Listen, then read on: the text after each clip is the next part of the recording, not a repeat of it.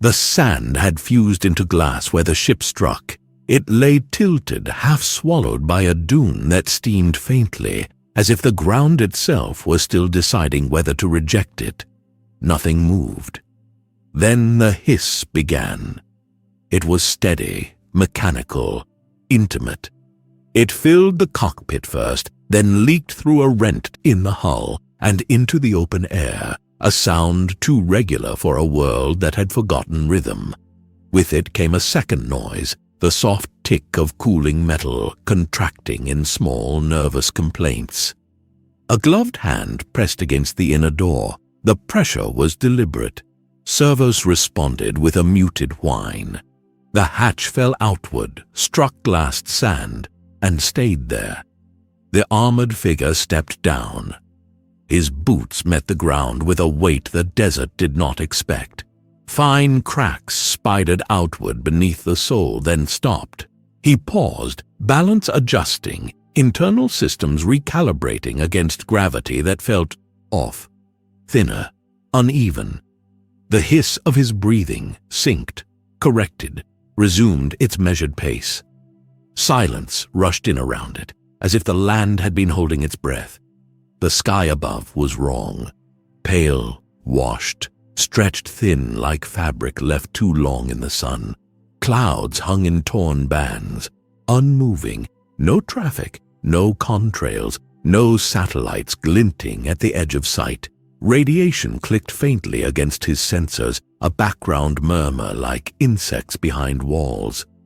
He turned his helmeted head.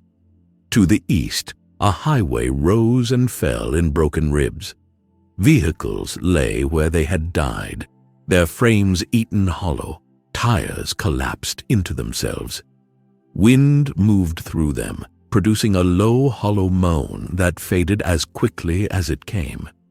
To the west, skeletal towers leaned toward one another, their windows dark, their silhouettes gnawed into strange shapes. The hiss continued. It was loud here, louder than it should have been. With no engines, no crowds, no distant fire, the sound of his own survival became the dominant force. Each inhale scraped softly through filters. Each exhale carried a faint metallic rasp, as though the air resisted being used. He took another step forward. The sand shifted, gritty against the armor's seals. His cape dragged, collecting dust the color of old bone. The texture registered as drag, as weight, as inefficiency. A flicker of sound cut across the stillness. Static. Not from his suit. He turned again, slower this time. The source was distant, uneven, coming in pulses. A radio tower stood crooked on a hill miles away, its red warning light dead. Yet the static persisted, a ghost signal bouncing through open air. "Dog here, coming at you from Galaxy News Radio!" The voice was warped, stretched thin by distance and decay, but it was unmistakably human. Male, casual, too cheerful for the emptiness it traveled through. He stopped. Audio filters adjusted, isolating the frequency. The hiss of his breathing remained, now layered beneath the faint rise and fall of that voice as it faded in and out. Music followed. Tinny, nostalgic, carrying brass and swing through the dust. Orderless noise, but intentional. A shadow moved at the edge of the ruined highway. He pivoted, cape snapping lightly in the wind. Targeting systems lit the outline, humanoid, armored in mismatched plates, insignia barely recognizable beneath rust. A rifle rested in the crook of the figure's arm. Behind him another shape emerged, rounder, floating. A trio of metal limbs dangling beneath a central eye that whirred and clicked as it rotated. "Sir," the floating machine said, voice crackling with politeness routines that had outlived their context, "this is a restricted oh my." The armored human froze. His breath caught audibly, a sharp, involuntary sound. The rifle dipped, then rose again, hands trembling inside cracked leather gloves. "By the Codex," he whispered. "That helmet." Insignia flashed through the armored figure's systems. Brotherhood of Steel. Fragmented, degraded, still recognizable. An organization clinging to doctrine in a world that no longer supported it. The hiss of breathing did not change. Wind carried the smell of ozone and rust.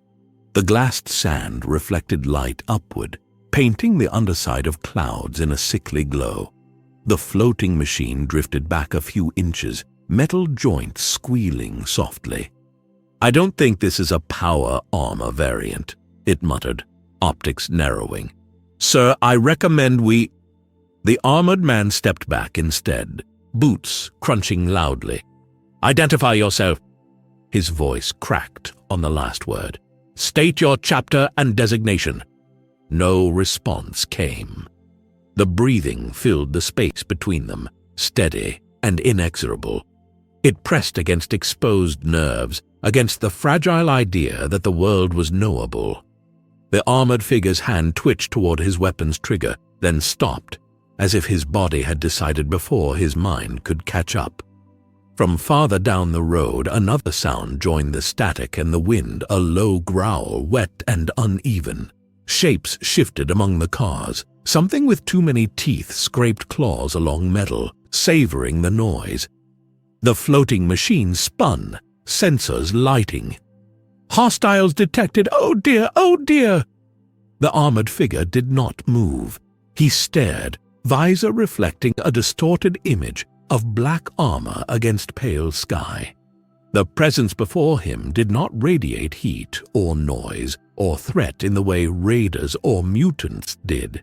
It simply existed, heavy and absolute, as if the land itself had decided to stand upright. The hiss continued. Internally, systems completed their diagnostics. Power levels stabilized, damage assessed, coordinates returned nothing familiar. Star charts failed to align. There was no echo of known space here, no pull of established gravity wells. Only this planet, this broken surface, this thin, contaminated air. He tilted his head upward. The sky stared back, empty and vast, offering no answer, no structure, no familiar order to impose meaning upon. The road stretched ahead in a long, broken line, its asphalt peeled back like old skin. Yellow paint clung to the center in flaking scars, the color dulled by decades of sun and fallout. He stepped onto it without ceremony. Wind ran along the ground, low and persistent. It dragged itself across twisted guardrails and the hollow frames of cars, pulling a dry, metallic rasp from each surface it touched. When it reached him, it slid over armor plates and seams, scraping lightly, insistently, as though trying to learn their shape. Dust followed, stinging faintly where it struck exposed joints before skittering away. His breathing cut through it all. The sound stayed even, indifferent to terrain.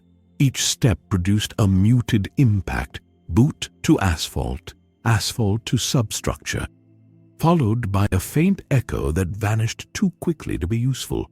The cape shifted behind him, tugged by the wind, its weight registering as a constant reminder of gravity's pull in this unfamiliar place. He moved forward. To either side of the road, the land dipped into shallow basins littered with debris. Street signs leaned at wrong angles, their messages half erased. One still read Nuka-Cola, its red paint bleached almost pink. Bottles lay smashed beneath it, glass ground down to glittering sand. The wind worried at the fragments, producing a thin, crystalline whisper. His helmet turned fractionally left. Something skittered between the wrecks. Small, many-legged. The sound came first, a rapid, dry clicking, like fingernails tapped against bone. Radroaches spilled from beneath a collapsed sedan, their shells dull and pitted, antennae sweeping the air. They froze as one, sensing vibration rather than sight. He did not slow. The insects retreated, vanishing into shadow and refuse. Their absence left the road briefly quieter, the wind reclaiming its territory. It scraped harder now, passing over his armor in uneven strokes, finding edges, ridges, vents. The sound layered itself beneath the breathing, never quite sinking, always slightly out of step. Farther out, beyond the shallow basins, the ground rose again. There, movement disturbed the dust in heavier patterns. Shapes stood upright among the ruins of a strip mall. Broad shoulders, thick arms, skin the color of old bruises. Super mutants. One held a stop sign like a club, the metal edge dragging across concrete with a slow, complaining screech. They watched. Their eyes followed him openly, curiosity outweighing aggression, for now. One of them sniffed the air, lips peeling back from oversized teeth. Another laughed, a deep bubbling sound that carried poorly in the wind, breaking apart before it could become anything more. The helmet turned back to center. He continued down the road, pace unaltered. Internally, threat assessments updated, tagging positions, distances, potential trajectories. Externally, nothing betrayed that calculation. The wind scraped on, relentless, unconcerned. A shape lifted into the sky ahead. It rose from behind a freeway sign with a sudden burst of clattering rotors. A vertibird, its paint scorched and patched, Brotherhood markings faded but intact. The engines whined unevenly, fighting gravity with effort rather than confidence. As it passed overhead, the downdraft slammed into the road, flattening loose debris, snapping the cape sharply against his legs. For a moment, the breathing was almost lost beneath the roar. Then the vertibird banked away toward the city ruins, its sound diminishing into a distant, wounded thrum. The wind rushed back in to fill the gap, scraping at armor, at metal, at the world itself as though offended by interruption. He stepped off the road where it had collapsed entirely, asphalt giving way to packed dirt and gravel. The texture changed beneath his boots. Less resistance, more slide. He adjusted without thought.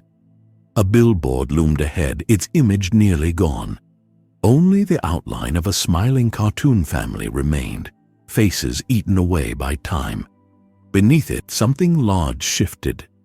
A Deathclaw crouched in the shade. Its hide was ridged and scarred, claws sunk deep into the dirt.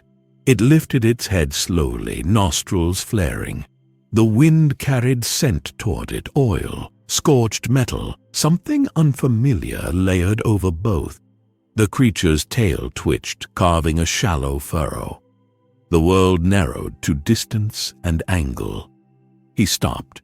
The wind continued to scrape along his armor, louder now in the sudden stillness of his stance. Dust eddied around his boots, then streamed past, obedient only to physics. The Deathclaw's chest expanded and contracted, a heavy animal rhythm that stood in stark contrast to the precise hiss emanating from his mask. They regarded one another. Far off, a single rifle shot cracked, sharp, isolated, followed by shouting voices carried thinly on the wind. Somewhere else, a conflict unfolded, human and desperate. Here the road waited. The Deathclaw did not advance. Its eyes tracked minute movements, the angle of his shoulders, the distribution of weight. A low rumble vibrated in its throat, more warning than threat. He shifted his head a fraction, scanning the horizon beyond it. More ruins, more broken roads, the faint suggestion of a settlement marked by scavenged lights and rising smoke. Hostile life dotted the path like punctuation marks, each one waiting to see how the sentence would continue. The wind scraped across cracked metal and armor, unceasing as he took another step forward, and the creatures of the Wasteland watched. The gas station squatted at the edge of the road like an animal that had given up pretending to be alive.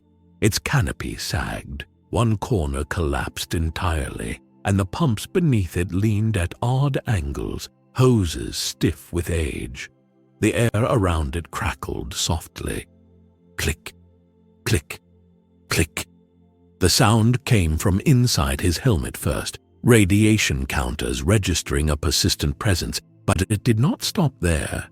External speakers picked up other versions of it, handheld Geiger counters chattering nervously, their tempo uneven, betraying human hands that could not keep still. He slowed.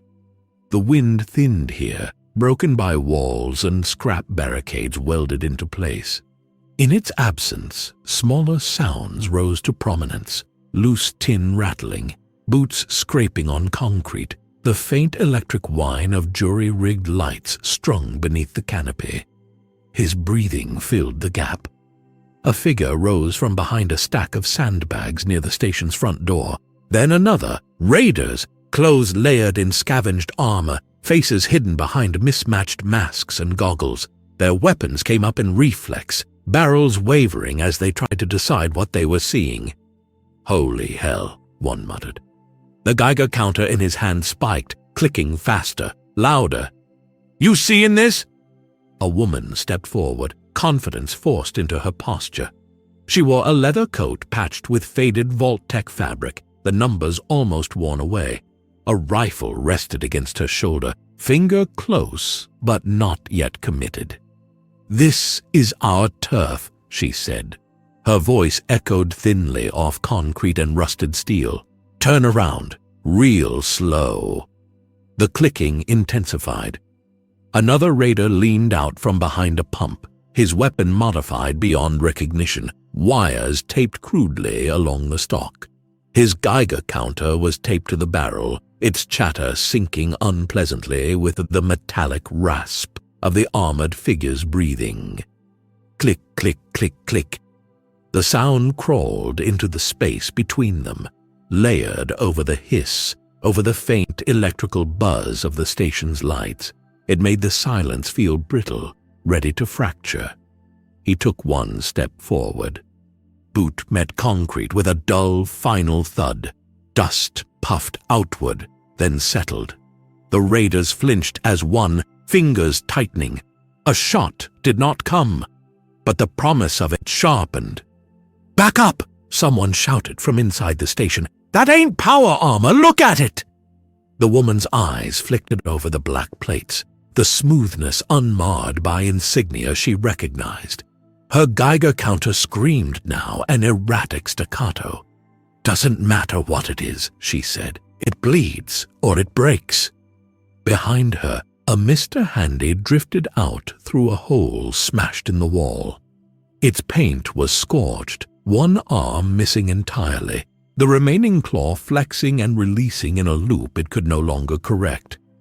"Attention, valued customers," it warbled, voice cracking mid-syllable.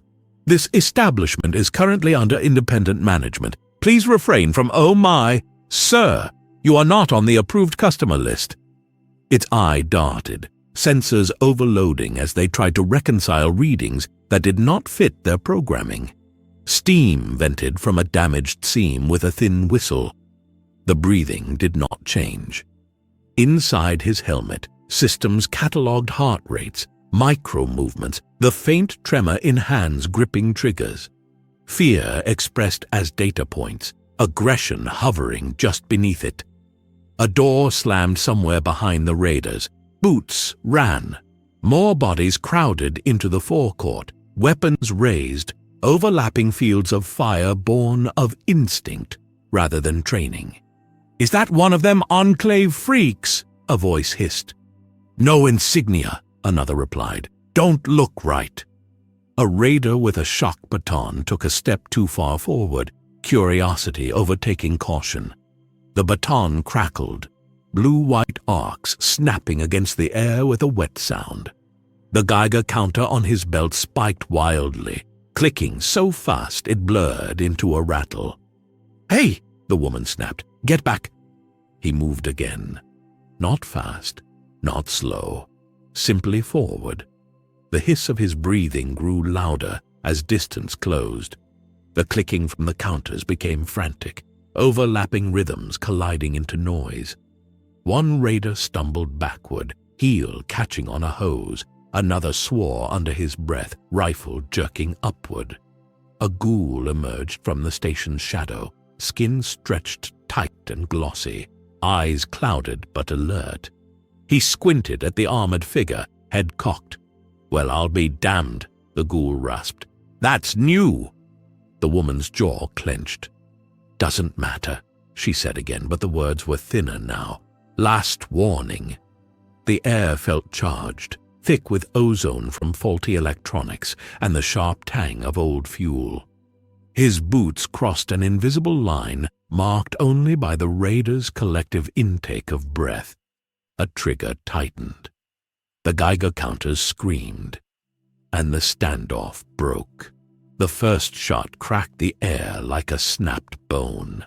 The muzzle flash flared bright under the canopy, bleaching the peeling paint and casting hard shadows across the concrete. The bullet struck his chest and flattened with a sound more felt than heard, a dull metallic slap that went nowhere. The impact registered as pressure, then vanished. For a fraction of a second, nothing else happened. The buzzing lights overhead flickered. The raiders stared. One of them laughed, a short, disbelieving bark that cut off as the lights surged again, stuttering, their hum rising into a frantic whine.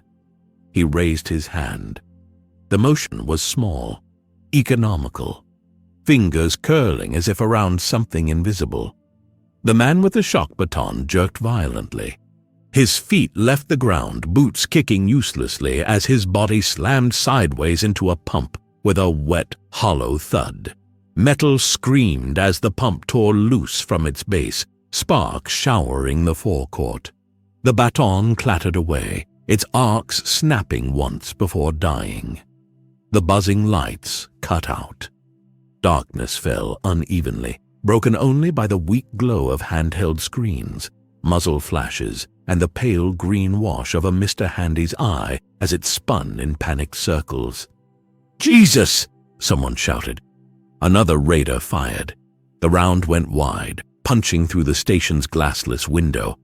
A third squeezed his trigger and held it, recoil climbing as bullets sparked and ricocheted, screaming off black armor and into concrete. The noise filled the space, chaotic and desperate. Through it all, the breathing remained steady. He stepped forward into the dark. A raider lunged, screaming, swinging a machete in a wide, clumsy arc. The blade never reached its target. It twisted in midair, wrenched from the man's grip as if seized by an unseen hand. The raider froze, eyes widening, mouth still open around the scream as the machete reversed direction and drove straight through his chest. He collapsed without finishing the sound. The Geiger counters continued to click, abandoned on the ground, their chatter frantic and meaningless. The ghoul backed away, hands raised, a harsh rasp tearing out of his throat. "Hey now!" he croaked. "No need for all this!" A crate lifted off the ground and smashed into the station wall beside him. The impact shook loose a rain of dust and rust flakes. The ghoul scrambled, slipping, vanishing into shadow as fast as his ruined legs would carry him. The woman shouted orders that tangled over one another, words breaking apart as fear stripped them of structure. She fired twice more, then again, her shots climbing higher each time. He turned his head toward her. Her rifle tore itself from her hands. She cried out as it flew backward, slamming into a raider behind her and knocking them both down. She stumbled, boots skidding on concrete slick with spilled fuel, and fell hard onto her side. The floating Mr. Handy wailed, voice pitching upward as its routines collapsed. "Hostile engagement detected. Please remain calm. Please remain calm." One of its remaining arms sparked and drooped uselessly. A raider charged from the darkness, too close now for firearms to matter. He swung a tire iron with both hands, face twisted into something feral. The iron stopped inches from black armor, vibrating violently. The raider screamed as the force traveled back up his arms, snapping bone with a sound like dry wood breaking. He dropped, howling, the iron clattering beside him. The darkness felt heavier now, pressed close by the absence of light. In it, every sound grew sharper. Ragged breathing, boots scraping as people tried to retreat, the wet drag of someone crawling away. He advanced one step at a time. A shape darted toward the open road. He extended his hand again. The raider lifted, flailing, boots bicycling uselessly in empty air. The man's scream stretched thin, then cut off as he was hurled into the canopy's support pillar. The structure groaned, bent, and finally collapsed inward with a shriek of tearing metal. Dust rolled outward in a thick wave. The remaining raiders broke. Weapons clattered to the ground. Someone sobbed openly. Another dropped to their knees, hands on their head, rocking. The woman crawled backward, palms scraping against grit, eyes locked on the dark figure approaching through the settling dust. The buzzing lights tried once more. They flickered weakly, casting the scene in sickly pulses, faces streaked with grime and fear, bodies twisted where they had fallen, black armor untouched at the center of it all. Then the lights went out completely. Silence rushed in, abrupt and total, broken only by the soft click of cooling metal and the ever-present hiss of breathing. He stopped. The woman's mouth worked soundlessly before words finally forced their way out. "Please," she said. The words scraped raw from her throat. We didn't know." Her fear was palpable, a pressure in the air as real as the dust settling on his armor. It bent her posture, narrowed her world to the space at his feet. Inside his helmet, systems noted the change. Heart rates spiking, aggression collapsing into submission. Data confirmed what instinct had already recognized. The world responded not to law, not to ideology, only to fear. He lowered his hand. Around him, raiders stayed frozen where they were, afraid that movement itself might draw his attention again. The Mr. Handy drifted in a small, uneven circle, its voice reduced to a soft, looping apology no one listened to. The gas station lay broken and dark, the threat neutralized. The air thick with dust and ozone as the last echoes of violence faded into the wasteland. The road ended without ceremony. Asphalt gave way to gravel in a jagged seam, the black surface dissolving into pale stone and dirt that shifted under his weight. His boot came down and the crunch echoed farther than it should have, a dry, granular sound that seemed to skitter ahead of him, warning the land of his approach. Each step followed with the same brittle report, gravel fracturing, grinding itself smaller beneath mass it was not meant to bear. Crunch, pause, crunch. The sound joined the hiss of his breathing, fell into a loose rhythm with it, never quite aligning. The ground here was uneven, irradiated stone mixed with pulverized concrete and bone-white fragments of things that had once been useful. The texture registered through the soles of his boots as instability, as constant micro-adjustments. He did not slow. Behind him, the gas station was already losing definition, its broken canopy reduced to an angular silhouette against the pale sky. Smoke from the collapsed structure rose in a thin, lazy column before being pulled apart by the wind. No pursuit followed. Fear, once loosed, had scattered everything capable of chasing. Ahead, the land opened. The skyline of a settlement cut into the horizon, low and asymmetrical. Towers made of stacked shipping containers leaned against one another like conspirators. Antennas bristled from rooftops. Scrap walls traced a loose perimeter, patched and repatched until their original shapes no longer mattered. Light glimmered there, real light, not the reflected glare of sun on glassed sand. Movement, too, distant, but present. Civilization, such as it was. The gravel continued to crunch beneath his boots, louder now that the wind had shifted. It swept across the plain in long, dragging strokes, pushing dust and grit against his armor. Particles pinged softly off black plates, collected briefly in seams before falling away. The cape trailed behind him, its hemline catching stones and pulling them a few inches before releasing them again. To either side of the path, the Wasteland watched. A cluster of Brahmins stood near the remains of a fence line, their two-headed silhouettes swaying gently as they chewed. One head lifted as he passed, nostrils flaring. The other followed a heartbeat later. The animal lowed uneasy, the sound thick and wet, then returned to feeding, eyes tracking him until distance softened the threat. Further out, a pair of figures crested a rise and froze. Scavengers, their clothes flapped loosely around thin frames, packs bulging with scrap. One raised binoculars, hands shaking enough that the lenses clicked faintly against each other. The other grabbed his arm, urgent, and pointed back the way they had come.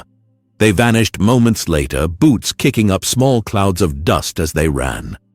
The crunch of gravel never changed. A radio crackled somewhere to his right, hidden among the rocks. The signal wavered, struggling against distance and interference. And remember, folks, if you hear something heavy breathing behind you, maybe don't turn around. Static swallowed the rest, laughter breaking through for half a second before dissolving into noise. His helmet turned slightly toward the sound. Audio filters isolated it, then dismissed it as non-essential. The breathing filled the space it left behind. The path angled upward. Gravel slid more readily here, stones shifting in small avalanches with each step. His boots crushed them down again, forcing a temporary order onto the loose surface. It held only as long as he occupied it. At the crest, he paused. The settlement lay spread out below, clearer now. Guards moved along the walls, rifles slung but ready. A gate stood open, traffic trickling in and out. A caravan of pack animals, a pair of traders arguing animatedly, a man in a battered Vault jumpsuit gesturing with both hands as he spoke to someone just out of sight. The air above the place shimmered faintly with heat and radiation, a visible distortion that bent straight lines into wavering suggestions. The crunch of gravel stopped. In the brief absence of it, other sounds rushed forward. Voices carried faintly, indistinct but undeniably human. Metal rang as something was dropped and retrieved. A generator coughed, steadied, then settled into a low, throaty hum. Life, improvised and persistent. His internal systems adjusted again, mapping trajectories, calculating approach vectors, estimating reaction times. Weapon inventories flickered across his awareness, then dimmed. None were raised, none were needed yet. The wind picked up, sweeping across the rise and down towards the settlement. It carried with it the smells of oil, cooked meat, unfiltered water. It pressed against his armor, tugged at the cape, pushed grit into the joints at his knees and ankles. The sensation registered as drag, as resistance. Manageable, familiar. Below, a guard on the wall stiffened. The man shaded his eyes, peering up the slope. Another guard followed his gaze.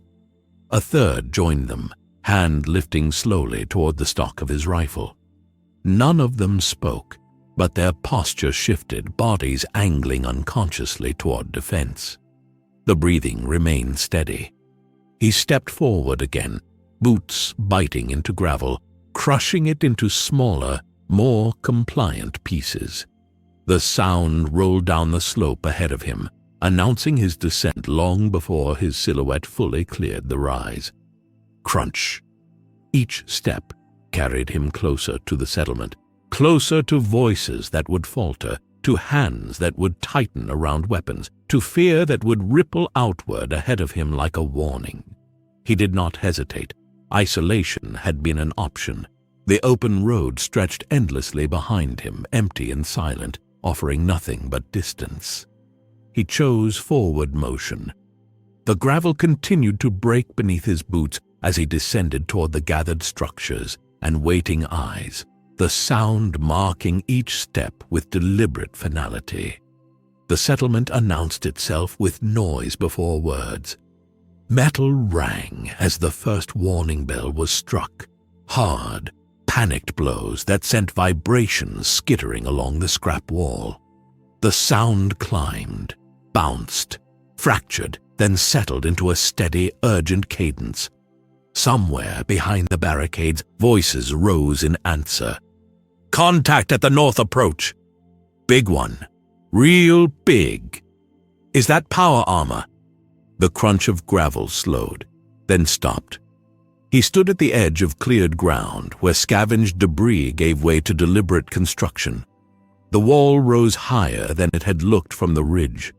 Layered sheets of rusted steel, road signs, refrigerator doors, and rebar welded into a jagged curve. Watch platforms jutted out at uneven intervals, silhouettes moving quickly along them. Rifles came up. The wind pushed against the wall and spilled back toward him, carrying sharp smells: sweat, oil, ozone from overworked generators. It rattled loose panels, set chains clinking, worried at lengths of wire strung with tin cans that chimed in anxious, irregular patterns. His breathing cut through it all. A spotlight snapped on, its beam wobbling as the guard manning it fought the tremor in his hands. The light washed over black armor, slid along smooth plates, caught briefly on the lenses of the helmet before drifting lower. The hiss of breathing grew louder in the artificial glare, magnified by the enclosed space. "Hold your fire!" a voice called from above. Firm, commanding. "Nobody shoot unless I say." A man stepped into view on the central platform. He wore a battered colonial duster over scavenged armor. A laser musket braced against the railing. The blue star of the Minutemen was stitched onto his shoulder, frayed but intact. Preston Garvey squinted into the light. "You," he said, projecting calm with effort. "You lost?" The words echoed strangely, flattened by open air and metal. Behind him, others crowded close, settlers with pipe rifles, a woman in a press cap clutching a notepad and a battered pistol, eyes bright despite the tension. Piper Wright leaned forward. "Lost doesn't really cover it, Preston," she muttered, then raised her voice. "Hey, big guy, care to tell the class what you want?" A synth detective in a trench coat emerged from the shadows near the gate, hat brim low, metal fingers resting lightly near his revolver. Nick Valentine's eyes whirred softly as they adjusted, lenses clicking as they zoomed and refocused. "Well," Nick drawled, voice carrying just far enough, "that's one hell of a first impression." The spotlight steadied. He did not answer. Inside the helmet, audio filters passed every sound: the scrape of boots shifting position, the faint tremor in Piper's breathing, the electric hum of the spotlight's power feed, heart rates elevated across the wall, fear disciplined but present. "Last chance," Preston called. "State your business." The wind gusted, rattling the wall harder now, setting the warning cans clanging. The sound layered itself over the hiss of breathing, a crude percussion that refused to settle into order. He took one step forward. The cleared ground amplified the impact. The thud rolled outward, felt more than heard. A few guards flinched despite themselves. Fingers tightened on triggers. Nick's eyes narrowed. "Careful," he said quietly. "That's not intimidation. That's confidence." Piper swallowed. Her pen hovered uselessly over the page. "Okay," she said, a touch thinner now. "So we're doing the strong silent type." Another step. The spotlight jerked upward as the guard lost focus. Someone cursed. A rifle clanged against the railing and was hastily steadied. Preston lifted a hand. "Stop!" he shouted. "You come any closer, we shut the gate." The breathing remained even, inexorable. It filled the space between wall and ground, a mechanical presence that refused to be drowned out by human noise. Nick shifted his weight. "Preston," he said, low, "whatever that is, it's not Enclave. And it's not Brotherhood. I've got files older than this place. Nothing matches." From farther down the wall, a deep, authoritative voice cut in. "It doesn't have to match." Elder Arthur Maxson stepped into the light. Brotherhood coat snapping in the wind, power armor looming behind him like a silent threat. His gaze locked onto the figure below, jaw set. "That's a weapon," Maxson said flatly, "and it doesn't belong here." The word weapon rippled through the guards. The wind carried it, stripped of context, turned it into something sharper. He advanced again. "Gate!" someone yelled. The alarm bell changed pitch, struck harder, faster. Hydraulics screamed as ancient mechanisms engaged. The massive gate, 2 slabs of welded scrap, began to slide inward from either side. Metal shrieked against metal. Piper stepped back as the shadow of the closing gate swallowed the light. "Guess that's a no on the interview," she muttered, though her eyes never left him. Preston kept his musket trained, knuckles white. "You don't have to do this," he called, "whatever you are." The gate continued to close. The sound was deafening now. Steel grinding, chains snapping taut. Dust shook loose from the wall, drifting down in choking clouds. The spotlight cut out as its power cable was severed, plunging the space into uneven half-light. Through it all, the hiss of breathing persisted, unbroken. The gap narrowed, framing black armor and pale sky for a final second. Guards shouted overlapping orders. Someone prayed. Someone else laughed, sharp and hysterical. The gate slammed shut with a final thunderous clang. Silence followed, thin, waiting, punctured only by the echo of metal settling into place and the distant continuation of that steady, mechanical breath on the other side. Night did not arrive all at once. It seeped in gradually, draining color from the settlement until everything became variations of rusted brown and bruised gray. The scrap walls absorbed what little light remained, their jagged edges cutting the stars into irregular fragments.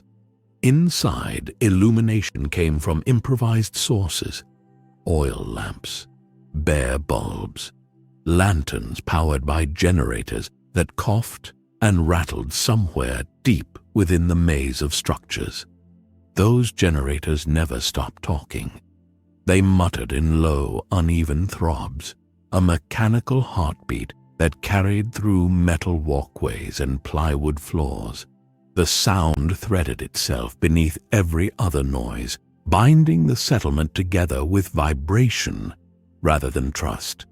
He moved when the gate guards rotated, not through force, through timing. A service culvert ran beneath the wall where rainwater once flowed. Now it carried little more than sludge and refuse. Its grate bent upward just enough to allow passage. He lifted it silently, metal bending without complaint, and slipped inside. The darkness closed around him. Sound sharpened. The hiss of his breathing was swallowed quickly here, eaten by close walls and layered noise. Footsteps above reverberated faintly through the culvert's ceiling.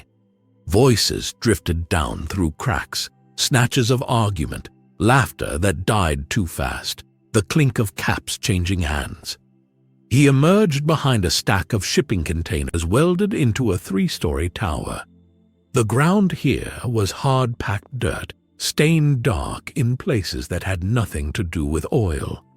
A man leaned against the container's corner, cigarette glowing dull red between his fingers. He exhaled, smoke curling thick and sour. "Told him 10%, the man said to someone out of sight. "Anything less, he don't get through the south gate." A woman laughed softly. "You always say that." "Yeah," he replied, "and they always pay." Caps jingled. The sound was small, intimate, transactional. He passed behind them without a sound. The settlement revealed itself in layers. Narrow walkways bridged gaps between stacked structures, boards creaking under the weight of hurried feet.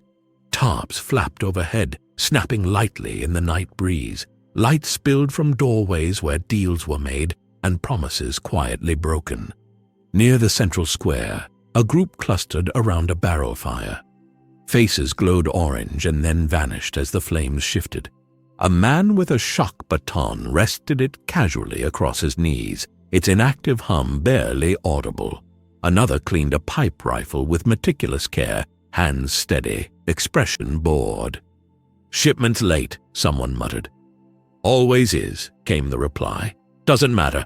Folks'll wait. They don't got options." The generators coughed again, louder here, followed by a brief dip in the lights.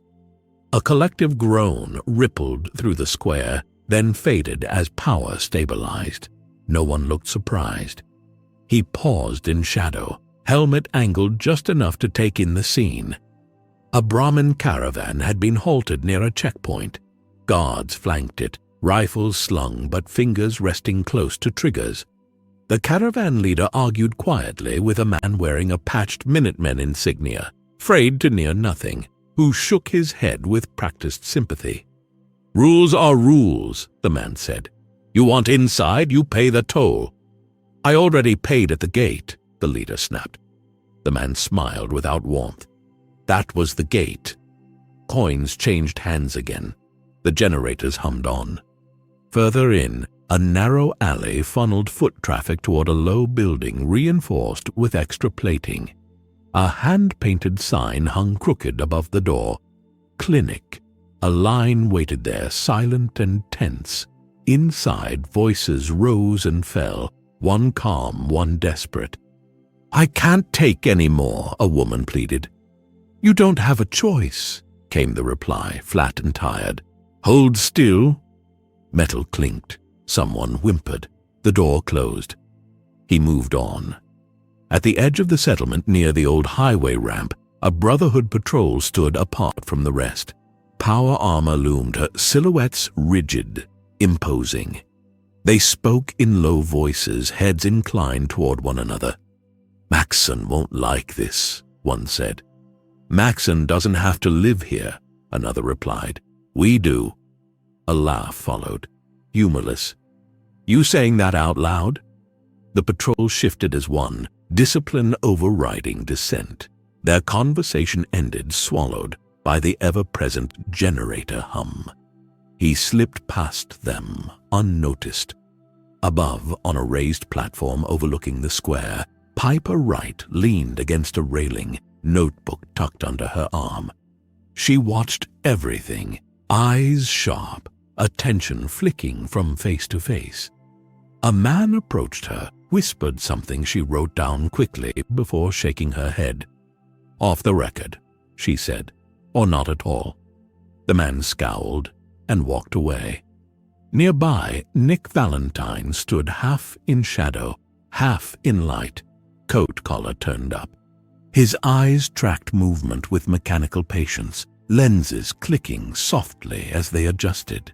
He lit a cigarette he never smoked, the gesture more habit than need. "City's eating itself," he murmured to no one in particular. The words drifted, lost in the noise. He climbed a ladder bolted to the side of a tower, rungs vibrating faintly under his grip. From the top, the settlement spread out below him in uneven tiers. Lights marked power and privilege. Darkness pooled where none bothered to look. The generators spoke louder up here, their combined rhythm a rough, unsteady pulse. It threaded through metal, through wood, through bodies pressed too close together. It was not order. It was endurance. He stood still, listening. Deals murmured and concluded. Guards laughed, then fell silent. Somewhere a child cried and was hushed quickly. The settlement functioned not because it was just, but because it was afraid to stop. Hierarchy revealed itself in sound and silence. He remained in shadow, unseen, as the night carried on below him, the generators muttering their endless, imperfect promise of survival. The vault entrance crouched like a wound in the side of the hill, its steel door half buried under rubble and sand. Rust streaked the frame in vertical rivulets, and the concrete surrounding it cracked into jagged teeth. The air smelled of dust, mildew, and metal corroding slowly, a scent thick enough to stick to armor. He approached deliberately, cape dragging faintly against the roughened ground. Every footstep crushed grit and gravel, sending small clouds into the stagnant air.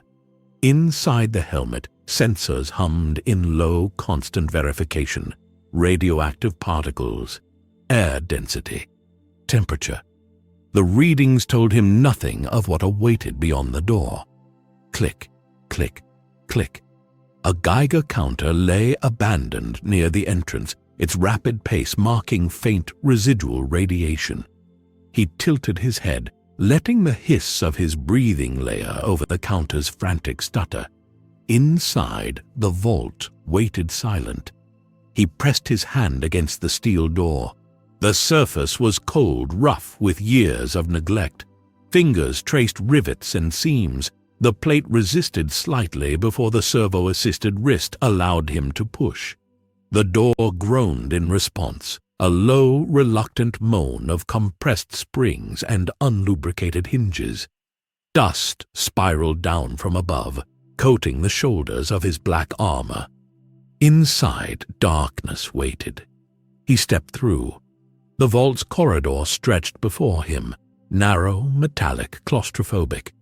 Fluorescent lights above flickered weakly, throwing pale, uneven beams across the floor. Patches of grime and rust crawled along walls, veins in the steel. The air smelled of mildew, stale water, and the tang of old electricity. Somewhere far off, water dripped slowly into a shallow puddle, the sound amplified by echo. The hiss of his breathing was louder here, filling the small space with mechanical inevitability. Every step he took caused the metal floor to vibrate slightly, and the echo of boots on steel multiplied the rhythm, layering the corridor in a slow, uneven cadence. Far ahead, a terminal flickered to life, powered by residual energy from the vault systems.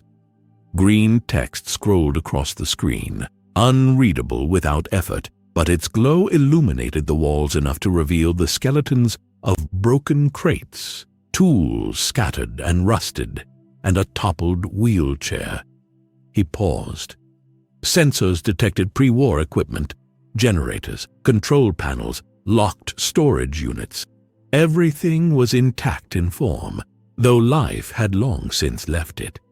The vault itself exuded history, a record of order decayed into entropy. Click. Movement registered at the edge of perception. A security bot, its casing dented, treads rusted, and paint peeling, rotated its head toward him. Its single eye glowed dimly, whirring as it scanned. A thin hiss of hydraulics accompanied its movements. Unauthorized entry detected, it squeaked, voice trembling and electrical. Please identify yourself. Please identify. Oh my. Sir. He did not respond. The vault seemed to hold its breath. A gust of wind from outside whispered through ventilation shafts, carrying sand and dust that brushed against exposed plates of armor, coarse against the smooth black surface. Particles settled into seams and vents, coating surfaces in a thin layer of grit. The bot jerked, spinning its damaged arms with a stuttering motion. Sir, you are not on the approved visitor list. Protocol dictates engagement. Oh dear, oh dear. He advanced, slowly. one boot on steel, the other following, maintaining balance against a floor uneven with age and neglect. Sensors lit the floor ahead, tripwires long since deactivated. Motion sensors that had grown lazy with time, pressure plates that gave a hollow thud beneath his weight. None of it mattered. He moved with precision, each step calculated, each movement economical. The hiss of his breathing mixed with the faint hum of dormant circuits awakening under residual power. It formed a rhythm overlaid with the echoing drip from somewhere deeper in the vault. Water hit metal, then puddle, then metal again, repeating endlessly. A locked storage door creaked as he passed, dented hinges giving under gravity. The sound startled no one but the sentinel bot, which whirred nervously, its optic lens swiveling rapidly. He reached the end of the corridor. Beyond lay a junction. One tunnel led deeper, lights dead and walls lined with dusty pipes. The other rose slightly toward an emergency stairwell, partially illuminated by the weak glow of an emergency lamp. The air was thicker here, damp and cold. His gloves brushed condensation against the railing as he moved toward the stairwell, feeling the texture of peeling paint and rough concrete under fingertips. He paused at the stairwell's threshold. The vault waited, unobservant, undecided. Systems hummed faintly. The hiss of his own life support was loud, in contrast to the silence of the corridor beyond. The smell of rust and decay pressed in, thick and unyielding. One careful step down, then another, and he claimed the space as his. The vault's interior responded not with hostility, but with recognition, a challenge that could be measured, catalogued, and eventually dominated. He stopped at the landing. His helmet reflected the dim light, pale green scanning displays glowing faintly across its surface. The vault lay ahead silent, filled with the promise of knowledge and power that had survived decades of neglect. Systems complete, analysis ongoing, no immediate threats detected. He moved forward again, deeper into the darkness. The vault corridor narrowed as he advanced, walls closing in like the ribcage of some long-dead creature. The metal floor rattled faintly beneath each boot, gravel and dust that had filtered in from the surface crunching under weight. The air smelled thick, stale ventilation rust, and the faint metallic tang of old electricity. Each inhale was measured, filtered, familiar. The floating Mr. Handy trailed behind him, its single eye whirring and clicking as it attempted to reconcile his presence. One arm spun lazily, the other flexing as if ready to defend against a threat it could not identify. "Sir, protocol requires identification. Please identify yourself." "Sir." "Oh." Its voice cracked, oscillating between mechanical monotone and strained exclamation. He ignored it. The corridor widened into a small chamber lined with lockers and utility cabinets, their doors rusted and hanging open. Broken tools littered the floor, wrenches, hammers, scraps of wiring. The air was heavier here, humid with condensation that slicked the floor and clung to the inside of his gloves as he adjusted his grip.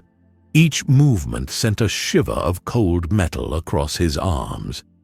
A panel on the wall flickered faintly, a console long dormant, its screen lit, green text rolling in fragmented lines as if the vault itself were trying to communicate. He scanned it quickly, analyzing schematics and schemata faster than any human could. Pre-war technology spoke in numbers and shapes. He understood it instinctively. Footsteps echoed in the distance. Shuffling, uneven, careful. Settlers, scavengers or explorers, long lost to the routine of survival. Their presence triggered minor calculations, trajectories, potential threats, movement patterns. His systems registered their positions, predicted responses, and determined no immediate danger. A low hum rose from the far corner, where dormant machinery breathed life again under his influence. Power flickered along conduits and panels, lights stuttering as energy surged through circuits long left idle. The hiss of his breathing merged with the mechanical rhythm, creating a pulse that filled the chamber. The air felt thicker here. He ran a gloved hand along a vent pipe, the metal rough beneath his fingers, cold and slick with condensation. Tiny rivulets dripped, joining the puddles on the floor. Each droplet sounded sharp against the steel when it hit, echoing in the silence that stretched beyond the room. Click, click, click. The Geiger counter abandoned in the corridor outside ticked faintly, a staccato whisper of radiation that layered over the hiss and hum. The floating Mr. Handy twitched, spinning toward the noise, its voice rising in anxious repetition. "Sir, sir! Radiation anomaly! Oh dear! O-E!" He moved deeper into the chamber. Each step was deliberate. Metal grated under boots. Dust rose in thin motes that caught the flickering light. The space yielded to him unresisting. Drawers that had once held tools or records scraped quietly as he passed, their contents long removed or decayed. At the far end, a vault access terminal awaited. Its keypad was corroded but intact. He paused before it, visor reflecting the pale green of the screen. Fingers flexed over the input mechanisms, tactile sensors registering texture, resistance, and minute irregularities. Sparks of static brushed the air, a minor response from the long-dormant circuits. The chamber hummed louder now, energized by systems coaxed awake. Fans whirred as old ducts cleared themselves of stagnant air. Pipes vibrated. The hiss of his own breathing seemed to blend with it, merging biological and mechanical rhythm into one steady, unbroken cadence. He pressed his shoulder lightly against the vault door at the room's end. It was heavy, cold, resistant to motion. The metal yielded slightly under the strength of servo-assisted limbs, shifting with a sound of protest and fatigue, groaning, whining, but ultimately obedient. Dust spiraled downward, coating armor and floor alike. The floating Mr. Handy drifted closer, arms spinning. "Sir, unauthorized entry detected. Security protocols are—" "Oh, ignored?" He ignored it. Inside, the vault beyond waited, a tomb of old order. The scent of metal and mildew pressed against him, filling every gap in the armor. He stepped inside. The door groaned, settling into place. Behind him, the hallway remained silent, the Geiger counter ticking faintly in abandoned corners. The vault was his temporary stronghold now, its corridors and chambers catalogued, mapped, and registered in his systems. Every obstacle, every potential defense, every structural weakness was noted. He paused at the central junction, sensors scanning, lights flickering overhead. The space responded, ambient systems awakening, mechanical whispers rising to fill the air. The hiss of his breathing remained constant, filling the vault with its deliberate rhythm, asserting presence in a place long abandoned. Step by step, he claimed it. The central chamber yawned open, larger than any single corridor, ceiling curving high into shadow. Overhead pipes coiled like serpents, dripping condensation into shallow puddles that spread across the metal grating floor. The smell of rust and mold was stronger here, thick and metallic, tangling with the faint ozone from dormant generators kicking to life. He paused at the threshold. Sensors lit up, movement patterns, residual radiation, structural weaknesses. Every detail logged. The hiss of his breathing filled the space, rhythmic and mechanical, undercutting the quiet hum of awakening machinery. From a catwalk above, A light flickered. A pair of glowing eyes followed him. 2 synths, models he recognized immediately. Their movements were jerky, their heads tilting in unison, as if trying to process his presence. "Sir," one said, voice breaking slightly, "unauthorized access, please." "Oh, my!" He advanced without a word. Footsteps sounded behind him, human, irregular, hesitant. Settlers and scavengers, trapped in the central chamber when the vault systems reactivated, scrambled over grates and staircases. Some dropped makeshift weapons, knives and pistols skittering across steel. Others froze entirely, eyes wide beneath flickering emergency lights. The hiss persisted. He lifted his hand slightly. Not fast, not violent. Calculated. The nearest man stumbled backward as if caught in a current, arms flailing uselessly. A pipe struck a wall with a metallic clang, but the man never hit the floor. The floor beneath him remained empty. Gravity obeyed only the figure in black. A loud groan echoed from the far side of the chamber. A guard unit, pre-war design, had activated late, sensors sparking. Its arms whipped in a defensive arc. Sparks flew from worn joints. He rotated, visor sweeping, energy reading and threat assessment complete in a fraction of a second. A pulse of force pushed the guard into the wall, leaving it crumpled, paint peeled, and metal dented. The unit did not scream. It could not. But the servs whined, joints twisting beyond intended range. From above, the synths shrieked, their vocal processors overloaded. One tumbled over the catwalk's edge, metal clanging against grates, finally skidding to a halt near a puddle of brackish water. Its optics dimmed, then blinked weakly, calculating damage. The human survivors pressed against walls, breathing shallow and uneven.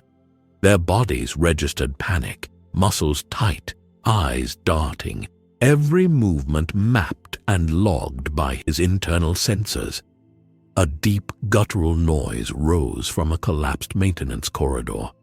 A Deathclaw, drawn by residual activity, emerged into the chamber. Scales glinted faintly under flickering light. Talons scraped the floor with wet, uneven rakes.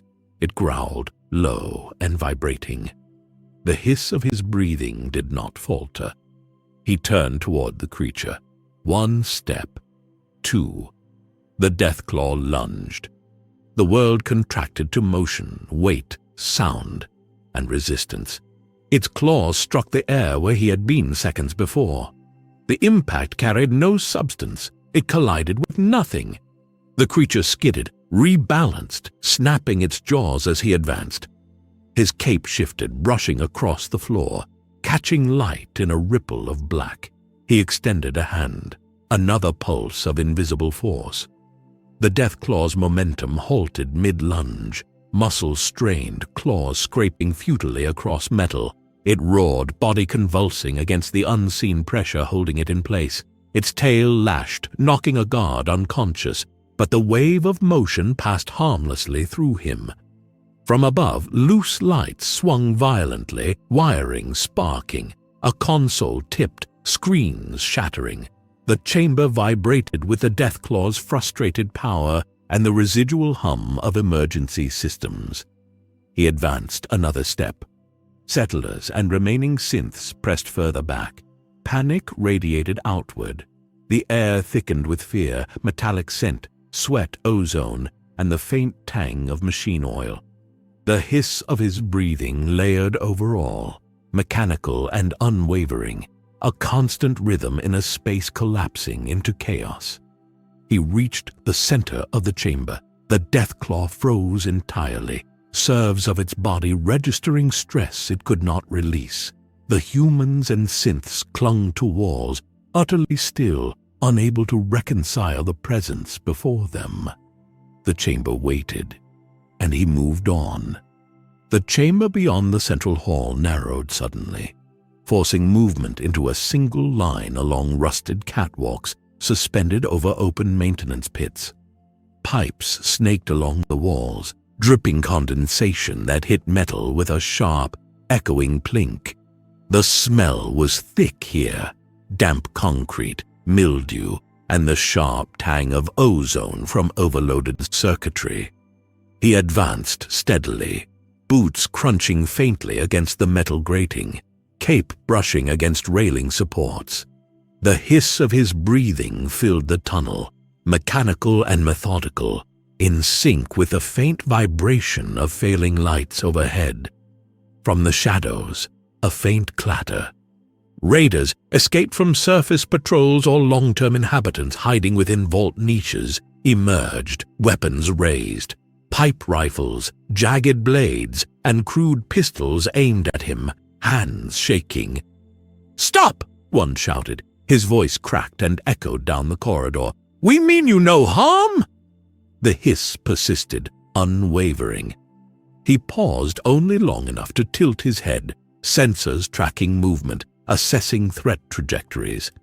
Then he continued, each step deliberate, boots pressing down on grates that shifted slightly, scraping against rusted metal.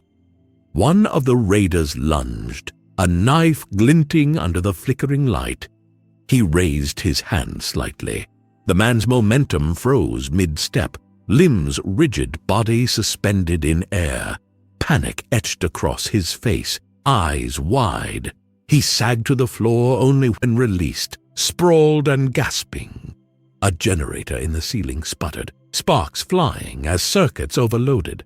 A nearby control panel blinked erratically, sending sharp arcs of light across the corridor walls. The raiders scrambled, tripping over grates, wires, and each other. A metallic whir rose above, and from a recessed alcove, a protectron activated late, joints squealing. Its voice box crackled. "Unauthorized presence detected, please, oh my sir." He did not look at it. One step forward, another. The protectron toppled backward, servos snapping under invisible force, metal hitting floor with a wet, muted clang. Footsteps echoed from deeper in the vault. Settlers, scavengers, or security personnel responding. Their movement was cautious, hesitant, heavy with fear. Each step broadcast to his sensors a map of panic and hesitation he could exploit without effort. A faint hiss of steam hissed from a ruptured pipe above. Water droplets hit the floor near his boots, splashing into puddles with a soft metallic tinkle. He adjusted his balance, cape dragging lightly across grated surfaces. The texture registered, subtle, familiar, grounding him in the vault's uneven geometry. Ahead, a stairwell descended into darkness, faint light pooling at the bottom. Shadows shifted along the edges, suggesting forms that moved just outside perception. A low growl vibrated the walls, another Deathclaw, drawn by residual activity. Its claws scraped metal, a wet, uneven sound. The hiss of his breathing remained steady. He reached the stairwell and stepped down deliberately, each footfall ringing through the shaft. The Deathclaw roared, slamming its claw into a support beam. Sparks flew, metal bent, but it could not reach him. From the depths of the stairwell, human voices rose, shouting orders and warnings. "Fall back!" one yelled. "Everyone, get out!" The mechanical hiss dominated, filling the enclosed space, asserting presence, absorbing chaos. Step by step, he descended, the vault's corridors bending to him, the chaos below reduced to predictable movements, mapped and catalogued. At the bottom, the tunnel forked, one path leading toward the control hub, another descending further into maintenance tunnels. His choice was clear. Sensors locked on the hub ahead, systems humming, lights flickering faintly. He advanced. The hiss persisted, steady, inevitable, unbroken, and the vault waited, aware at last of the force moving through its veins. The control hub sat at the heart of the vault, like in a beating core. Banks of consoles lining walls in semicircles. their screens cracked but faintly alive with residual power. Wires dangled from the ceiling, arcs of static leaping briefly before dying into silence. The air was thick metallic with a scent of old circuits and ozone, layered with dust that floated lazily in the weak light. He stepped into the room. Boots clanged softly against the grated floor, echoing faintly off walls lined with peeling panels. The hiss of his breathing filled the chamber, steady, deliberate, dominating the softer mechanical hum of flickering equipment. From the corner, a group of Minutemen appeared, Piper, Preston, and several armed settlers, their expressions a mixture of fear and determination, weapons raised but hands trembling, fingers white against triggers. "You, stop!" Preston called, voice tight. "This is a command center, not a battlefield!" The hiss of his breathing responded only in continuation. Piper squinted under flickering light. "You've already caused enough trouble. What are you?" He did not answer. From behind a console, Nick Valentine emerged cautiously, revolver drawn but lowered. His mechanical eyes whirred softly, analyzing movement. "I don't think talking's going to help," Nick said quietly. "Not this one." A protectron activated nearby, gears whining, arm extending as it attempted to block the path. Sparks flew from the joint as it jerked under invisible pressure. "Unauthorized presence detected," it squeaked. "Please!" "Oh my, sir!" The protectron toppled silently to the floor, metal clanging, circuits smoking. The Deathclaw from earlier emerged from a side tunnel, scales glinting in intermittent light. It roared, slashing claws against the metal grating.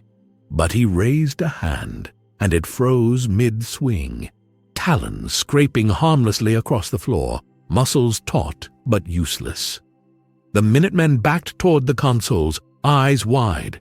"We can't. What do we do?" one muttered. Preston swallowed hard. "We don't move, just don't move." He stepped forward, boots echoing across the chamber. Sensors mapped every form, calculating threat levels, movement patterns. The hiss persisted, filling the space, asserting presence. From the far side of the hub, a secondary terminal flickered. Screens came alive with schematics of the vault, power grids, security logs. He scanned rapidly, fingers brushing controls, forcing systems to respond. Data flowed instantly into his internal interface, maps, inventories, security protocols. A sudden alarm blared from the hub, red lights flashing across the walls. Settlers flinched, scrambling. The Deathclaw growled, tail whipping, but remained frozen in place under his gaze. He moved toward the central console, towering over the Minutemen and settlers alike. His presence alone compressed the room into tension, the hiss of his breathing amplified in the enclosed space. Every micro-movement, flinch, step backward, raised hand, was recorded, processed, catalogued. Piper's notebook fell to the floor, pages scattering. Her voice trembled. What do we do?"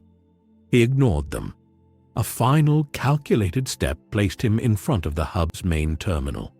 The lights from flickering screens reflected off black armor, green schematics dancing across its surface.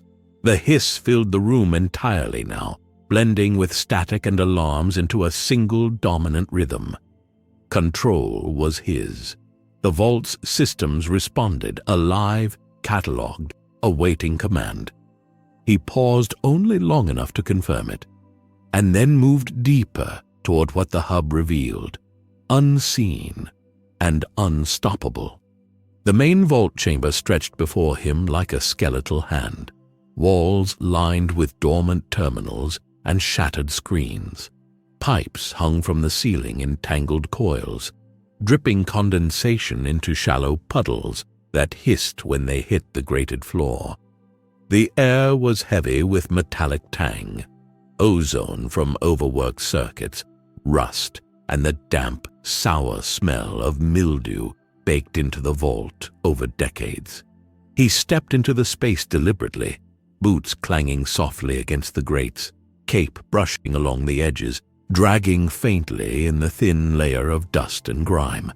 His sensors lit up, residual radiation hotspots, structural weak points, energy lines, every piece of data catalogued instantly. The hiss of his breathing dominated the room, rhythmic and mechanical, blending with the hum of flickering emergency lights. Movement flickered in the shadows above. A Deathclaw, displaced from its previous confrontation, slithered along the edge of a catwalk, claws scraping metal with wet, uneven rakes. Its single growl vibrated through the chamber, but it froze instantly as his visor swept across it, muscles tensed, talons raised, but unable to move. From a raised platform, Preston Garvey and Piper Wright peered cautiously, weapons trembling in hand. "Stay back!" Preston shouted. "Whatever you are, you're walking into the wrong place!" The hiss persisted. Piper's notebook dropped again, pages fluttering to the floor. "We didn't ask for this!" she called. Her voice trembled, but her eyes were sharp, tracking every shadowed movement. Nick Valentine stepped from behind a console, trench coat flaring slightly. "Preston," he murmured, "we're past talking." A protectron activated from a side corridor, arms extending, servos whining as it attempted to intercept. "Unauthorized presence detected, please." "Oh my, sir!" Sparks flew as it jerked under invisible force, toppling backward into a pile of cables. The Deathclaw roared, claws scrapping, but remained pinned, muscles taut under the invisible pressure. He moved forward, each step precise, measured. Sensors mapping human and non-human forms alike, trajectory, threat level, reaction potential. The hiss filled the space entirely, mechanical and unwavering. Boots clanged on grates. The air vibrated faintly as if responding to his presence. The Minutemen and settlers pressed back toward the vault's central console, eyes wide, breaths shallow. Weapons quivered in their hands. The Deathclaw's tail lashed, knocking a console aside, sparks flying, but the creature remained constrained. He reached the center of the chamber. The green glow of emergency lights reflected off black armor, illuminating the chaos in sharp contrast. Screens flickered across walls, projecting schematics of the vault, inventories, and dormant systems. He surveyed it all in an instant, every weakness, every opportunity catalogued. The hiss of breathing was a presence now, an assertion. The vault itself seemed to recognize him, systems humming faintly in acknowledgement of command. A distant alarm blared, red lights flashing across shattered walls, but the noise could not compete with the rhythm he created, the hiss, the weight, the inevitability of each step. The Deathclaw roared again, violent but impotent. Settlers and Minutemen froze in place, fear radiating outward, filling every corner of the chamber. Even Nick Valentine's mechanical eyes widened slightly. He paused at the center, sensors verified. The chamber, the hub, the vault beyond, every piece under observation, catalogued, awaiting command. Then he moved deeper, beyond observation, toward the systems that could not hide, toward control that had been waiting decades for a force capable of asserting it. The vault waited, and he advanced.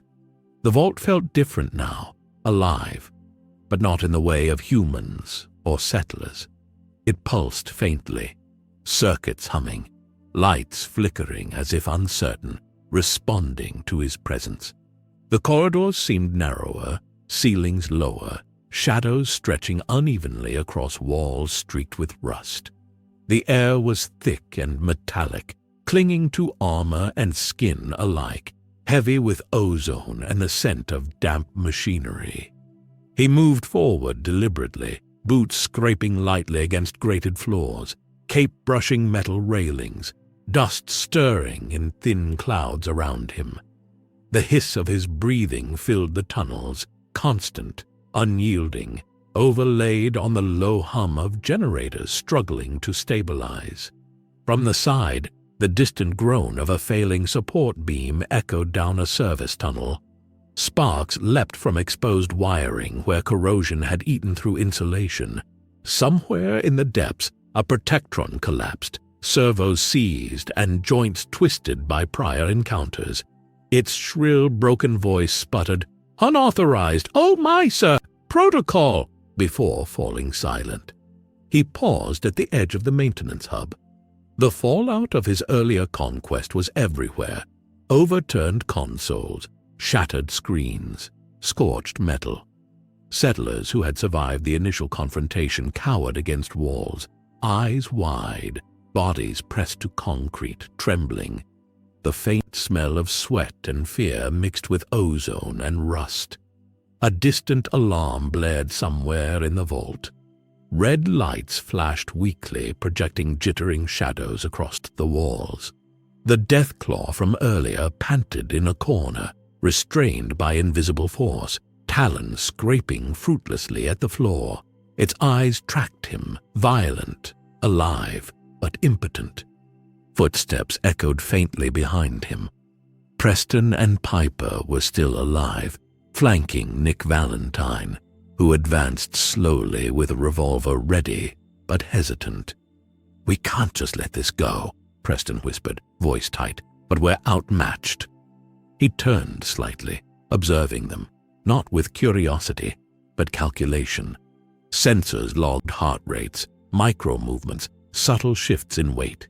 Fear mapped across their bodies like a secondary landscape. Then a rumble ran through the maintenance tunnels, vibrations climbing the floors and walls. The ground shifted slightly beneath his boots, loose debris sliding and clattering, settling again. Somewhere a pipe snapped, releasing a hiss of steam that scalded the air, thickening the humidity. He advanced into the central chamber, each step deliberate, measured. The hiss of his breathing filled the open space, asserting presence against the chaos. The vault's systems stuttered and clicked, reacting to his movement as if the structure itself were bending to his will. Nick Valentine's mechanical eyes flickered as he studied him. "There's no reasoning with it," he muttered almost to himself. "No negotiation, only force or fear." The settlers and Minutemen pressed further back, congregating near collapsed consoles and hanging wires. Panic radiated outward, an invisible wave that filled the vault's corridors. The Deathclaw lunged against the invisible barrier, claws scraping metal, teeth snapping. But the force held it, suspended mid-motion. He stopped at the chamber's center. Sensors confirmed all readings, threats neutralized or immobilized, systems cataloged, environmental hazards accounted for. The hiss remained, steady and mechanical. And as the vault's lights flickered, showing every rusted panel, broken wire, and cowering figure in stark relief, he raised his hand slightly. The room responded, trembling, vibrating. Dust cascaded from ceilings, alarms blared, and the Deathclaw growled in impotent fury. Chaos reigned. And yet, in the center of it all, he stood, immovable, mechanical, inescapable, a shadow over the fallout of his own making. The chamber beyond the central hub descended into near darkness, only the occasional flicker of damaged emergency lights revealing twisted metal and shattered consoles. The air was thick with dust, damp, and the acrid tang of scorched circuits. Each breath inside his helmet hissed mechanically, amplified by the enclosed space, echoing off walls lined with peeling paint and exposed wiring. He stepped forward, boots clanging softly against the grated floor, the sound swallowed by the low hum of failing generators and distant alarms. Cape brushing edges of debris, he moved with deliberate economy, each motion precise, intentional, unavoidable. A sudden rumble resonated through the corridor. Above, a section of the ceiling groaned, weakened steel supports protesting under their own weight. Sparks fell like rain, clattering across grates and pooling in tiny puddles below. The smell of hot metal and ozone spiked sharply, tangy and oppressive. From a side corridor, settlers and Minutemen emerged, weapons raised, faces pale. Preston Garvey stepped forward, voice trembling yet authoritative. "You don't have to do this," he said, but the words lacked conviction. Their tone carried fear, a palpable pressure that he registered immediately. The hiss of his breathing continued, dominant and steady. Piper Wright leaned from behind a toppled console, notebook clutched in one hand, the other bracing her against the floor. "What do you even want?" she called. Her voice cracked. "We can work with you." He did not answer. Movement registered on the far side. The Deathclaw, restrained but thrashing violently, talons scraping against steel grates. Its roar reverberated, a low, vibrating menace, but the invisible barrier held firm. Sparks flew where claws struck, metal bending slightly under force but yielding nothing. A protectron activated from a maintenance hatch, arms swinging with desperate intent. Its voice sputtered, "Unauthorized presence! Oh my! Sir! Protocol! Please comply!" But it too toppled under invisible pressure, metal clanging against concrete, joints seizing. He raised a hand slightly. The air shifted, subtle but undeniable. The Deathclaw's limbs stiffened, head tilting awkwardly, muscles tensing in vain. Settlers froze, rifles trembling in hand. From the upper catwalk, Nick Valentine observed quietly, revolver lowered but ready. "Preston," he murmured, voice low, "we're outclassed. No human solution will reach this one." The hiss of his breathing filled the chamber, layering over the mechanical groans, clanging metal, and the low, vibrating growls of the trapped creature. Dust cascaded from weakened rafters, stirred by the vibration of his presence. Every motion he made reverberated through the vault, asserting dominance over environment and occupant alike. He stepped closer to the hub of the chamber. The flickering lights reflected across black armor, green schematic displays glinting faintly on the surface. Every alarm, every panic-stricken motion, every uncontrolled movement registered instantly. A low, wet scrape of claws along the floor, a panicked cry from a Minuteman. Sparks arced from a terminal toppled in the chaos. He raised his hand again, and the Deathclaw froze completely, suspended mid-motion, growls caught in its throat. The settlers and Minutemen pressed back, huddled against walls, eyes wide, every muscle taut with fear. For the first time, the vault was completely still. The generators hummed quietly, alarms stuttered, and only his hiss remained steady, dominating, inescapable. He paused in the center, surveying the room. Threats neutralized, systems catalogued, fear radiating outward in waves. The vault had bent to him, chaos subsumed into obedience. And then he moved. The floor beneath grates, the scattered debris, the suspended Deathclaw, all vibrated subtly in response. The room, alive with tension, seemed to contract toward him. He was no longer merely moving through the vault. He had become its center of gravity. The vault waited, and he advanced deeper. The air grew hotter as he descended deeper into the vault sublevels. Steam hissed from ruptured pipes, condensing on his armor, slicking it with moisture that caught the weak light in fleeting glimmers. The smell of ozone and wet metal pressed in, heavy and clinging. Each step on the grated floor echoed sharply, crunching over dust, grit, and scattered fragments of circuitry. He moved steadily, cape brushing railings and piping, creating faint swirls of dust in his wake. The hiss of his breathing filled every corridor, layering over the low hum of struggling generators and the occasional metallic groan from stressed supports.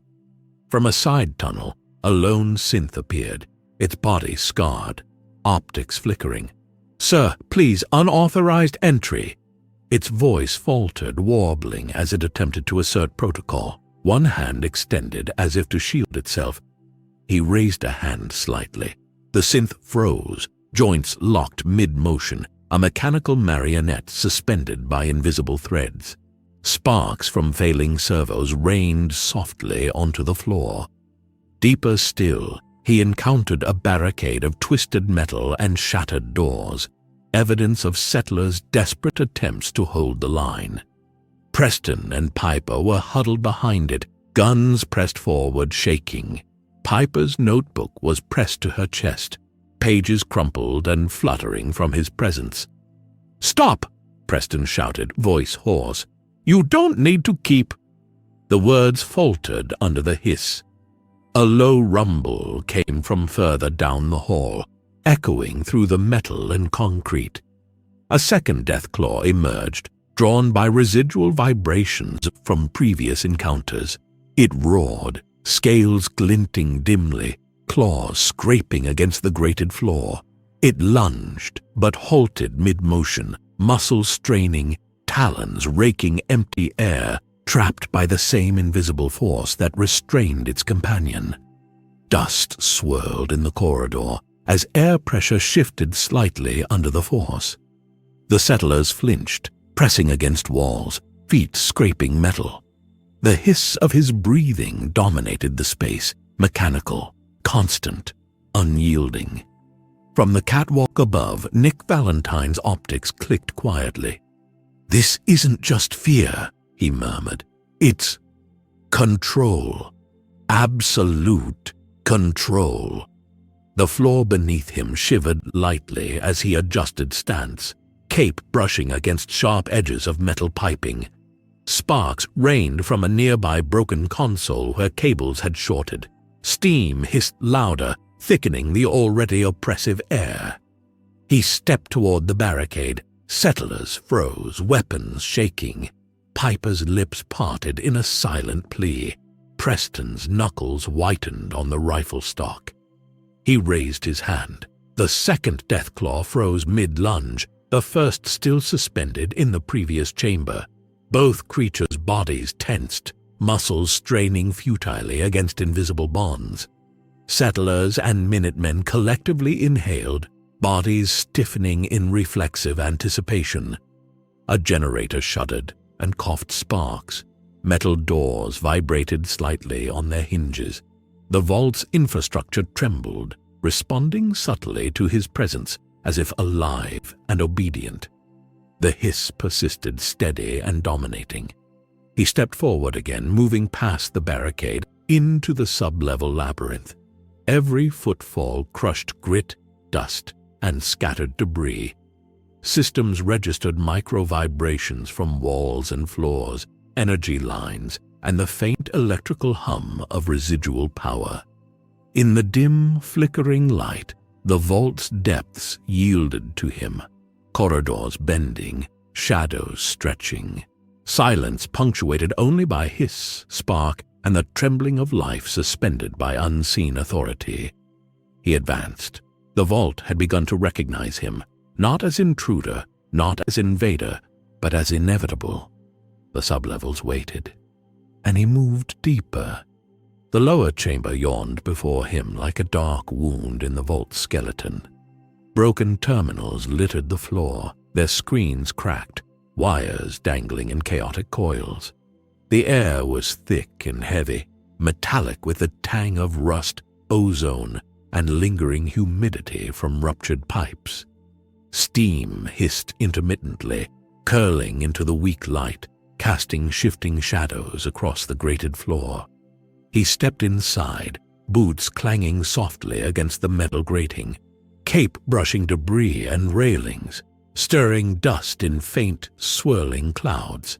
The hiss of his breathing dominated the chamber, rhythmic, mechanical, and unbroken, layering over the low hum of failing generators and the distant groans of the vault settling on itself. From the far corner, settlers and Minutemen appeared, pale faces drawn tight with terror, weapons trembling in hand. Piper clutched her notebook to her chest, voice tight. "It's too late! There's no stopping it now!" Preston raised his rifle, knuckles white, lips pressed into a grim line. "We've got to hold something, anything!" The hiss of his breathing responded only in continuation. A protectron lurched into view from a side hatch, arm extended, servos straining. "Unauthorized presence detected! Oh my, sir!" Sparks flew as it twisted and toppled under invisible force, metal clanging against the floor.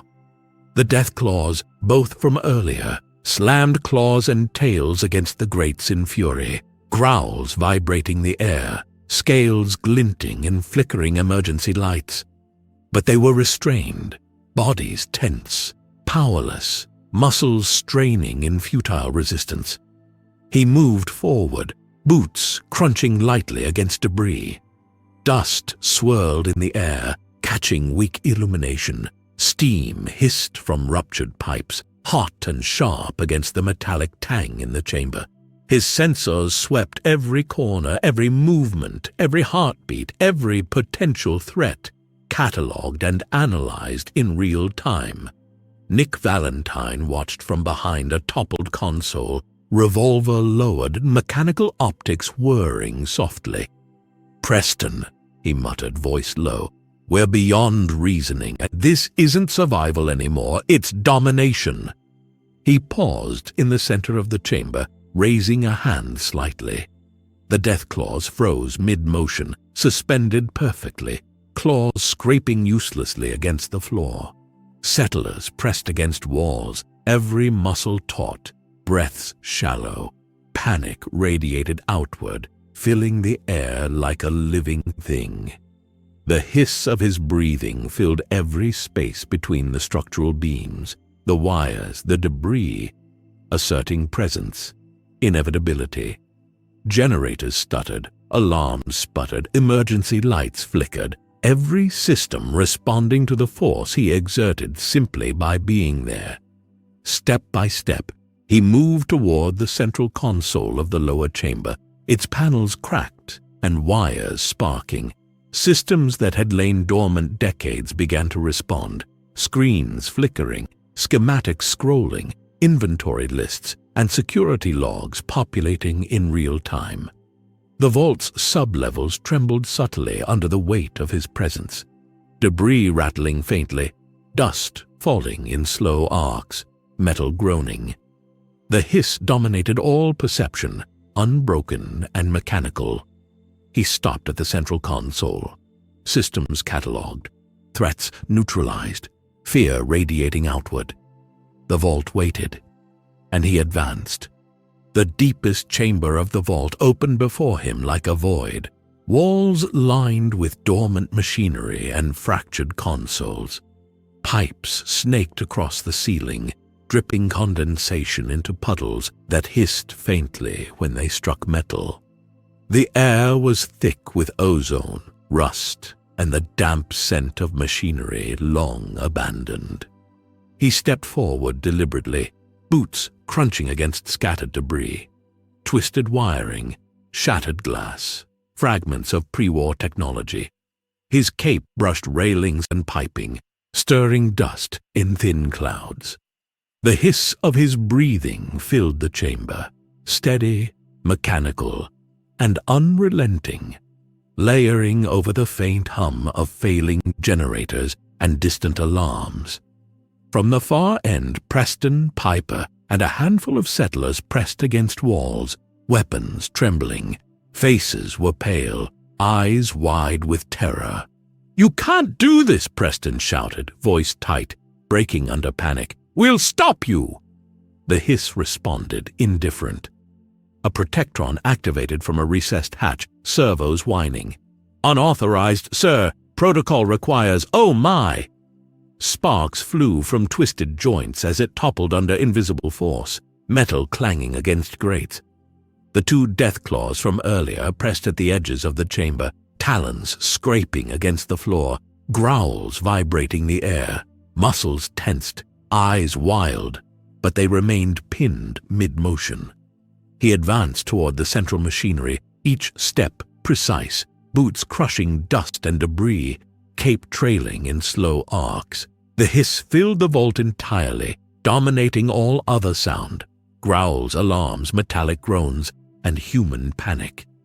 Nick Valentine crouched behind a console, revolver ready but eyes narrowed. "We've already lost," he muttered. "There's no negotiation. Nothing we can do will reach it." He ignored the words, sensors sweeping the room, cataloging every threat, every structural weakness, every pulse of fear. The vault responded, lights flickering, machinery humming in tentative obedience, dust cascading from weakened supports. Step by step, he reached the central control node. Fingers brushed over shattered panels, sparks flying where contact sparked. Emergency lights flickered green, red, yellow. Systems awakening as he asserted presence. Settlers and Minutemen pressed further back, huddling near walls, weapons trembling, breaths shallow. The hiss of his breathing filled the chamber completely, mechanical and commanding. He paused. Sensors confirmed. Threats neutralized or restrained. Systems catalogued. Every heartbeat, every tremor of fear accounted for. The vault itself had submitted, waiting for what came next. He moved to the final terminal. The sublevels held their collective breath, and he began to claim absolute control. The vault's deepest chamber pulsed with energy, not electricity, not life, but the weight of control itself.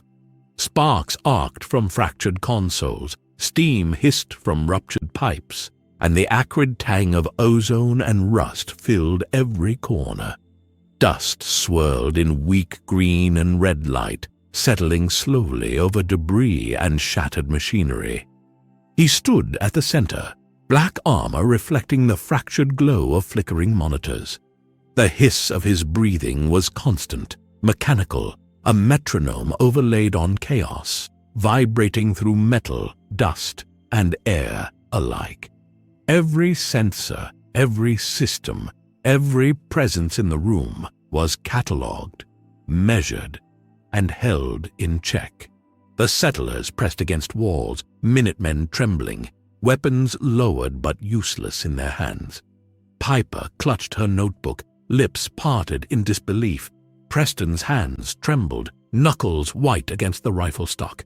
Nick Valentine's optics whirred softly, revolver lowered but ready, mechanical eyes tracking the unshakable inevitability before him.